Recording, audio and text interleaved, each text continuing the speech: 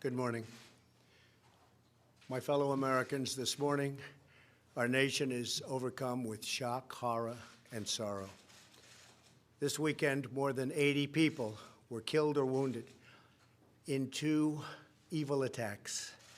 One Saturday morning in El Paso, Texas, a wicked man went to a Walmart store where families were shopping with their loved ones. He shot and murdered 20 people and injured 26 others, including precious little children.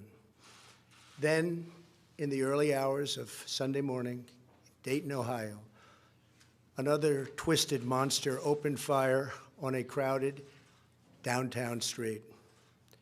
He murdered 9 people, including his own sister, and injured 27 others. The First Lady and I join all Americans in praying and grieving for the victims, their families, and the survivors. We will stand by their side forever. We will never forget.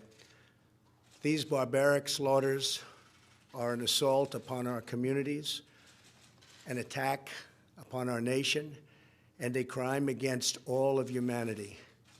We are outraged and sickened by this monstrous evil, the cruelty, the hatred, the malice, the bloodshed, and the terror. Our hearts are shattered for every family whose parents, children, husbands, and wives were ripped from their arms and their lives. America weeps for the fallen. We are a loving nation, and our children are entitled to grow up in a just, peaceful, and loving society. Together, we lock arms to shoulder the grief. We ask God in heaven to ease the anguish of those who suffer, and we vow to act with urgent resolve. I want to thank the many law enforcement personnel who responded to these atrocities with the extraordinary grace and courage of American heroes. I have spoken with Texas Governor Greg Abbott and Ohio Governor Mike DeWine, as well as Mayor DeMargo of El Paso, Texas, and Mayor Nan Whaley of Dayton, Ohio, to express our profound sadness and unfailing support. Today, we also send the condolences of our nation to President Obrador of Mexico and all the people of Mexico for the loss of their citizens in the El Paso shooting. Terrible, terrible thing. I have also been in close contact with Attorney General Barr and FBI Director Wray. Federal authorities are on the ground, and I have directed them to provide any and all assistance required, whatever is needed. The shooter in El Paso posted a manifesto online consumed by racist hate. In one voice, our nation must condemn racism, bigotry, and white supremacy. These sinister ideologies must be defeated. Hate has no place in America. Hatred warps the mind, ravages the heart, and devours the soul. We have asked the FBI to identify all further resources they need to investigate and disrupt hate crimes and domestic terrorism, whatever they need. We must recognize that the Internet has provided a dangerous avenue to radicalize disturbed minds and perform demented acts. We must shine light on the dark recesses of the Internet and stop mass murders before they start. The Internet, likewise, is used for human trafficking, illegal drug distribution, and so many other heinous crimes. The perils of the Internet and social media cannot be ignored, and they will not be ignored. In the 2 decades since Columbine, our nation has watched with rising horror and dread as one mass shooting has followed another, over and over again, decade after decade. We cannot allow ourselves to feel powerless. We can and will stop this evil contagion. In that task, we must honor the sacred memory of those we have lost by acting as one people. Open wounds cannot heal if we are divided. We must seek real bipartisan solutions. We have to do that in a bipartisan manner that will truly make America safer and better for all.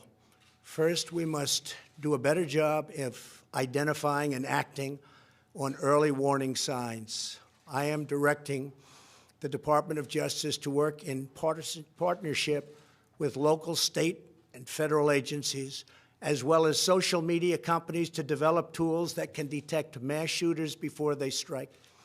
As an example, the monster in the Parkland High School in Florida had many red flags against him, and yet nobody took decisive action. Nobody did anything.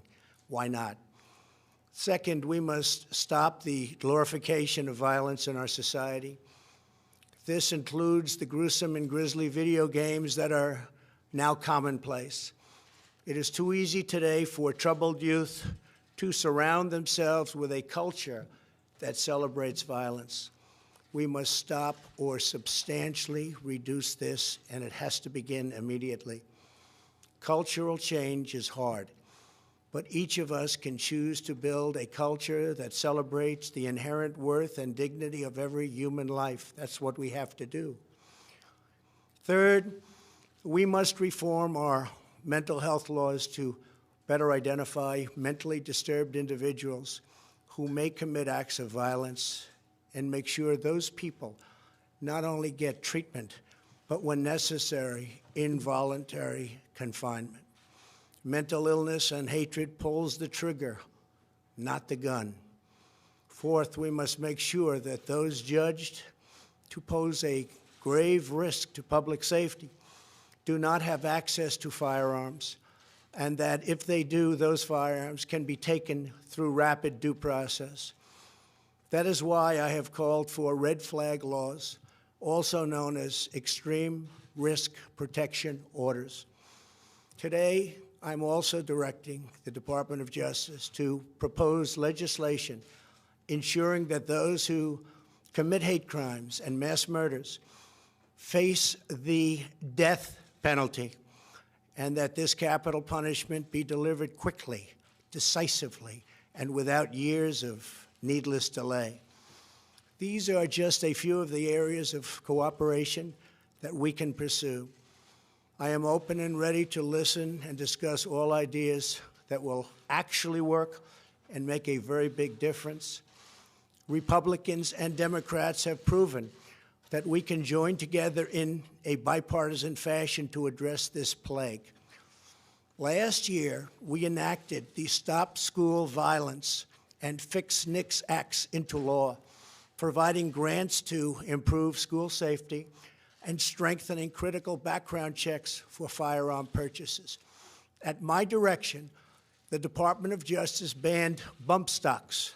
Last year, we prosecuted a record number of firearms offenses. But there is so much more that we have to do.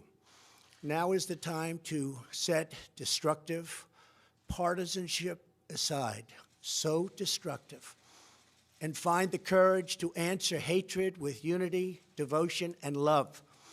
Our future is in our control. America will rise to the challenge. We will always have, and we always will, win. The choice is ours, and ours alone. It is not up to mentally ill monsters. It is up to us. If we are able to pass great legislation after all of these years, we will ensure that those who were attacked will not have died in vain. May God bless the memory of those who perished in Toledo. May God protect them. May God protect all of those from Texas to Ohio. May God bless the victims and their families. May God bless America. Thank you very much. Thank you.